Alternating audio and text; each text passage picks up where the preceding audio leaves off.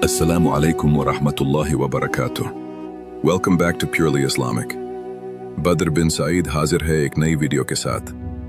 आजकल एक अजीब ज़माना आ गया है।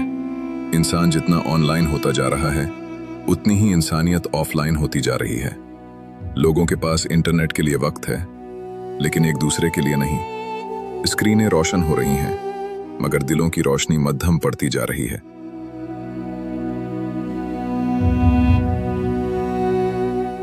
हम घंटों मोबाइल पर मसरूफ रहते हैं मगर अपने घर वालों की बात सुनने के लिए चंद मिनट भी नहीं निकालते। हम सैकड़ों लोगों की पोस्ट्स लाइक कर देते हैं मगर किसी दुखी इंसान का हाथ थामने का वक्त नहीं मिलता। हमारी उंगलियां स्क्रीन पर तेजी से चलती हैं मगर किसी के आंसू पूंछने के लिए रुकती नहीं।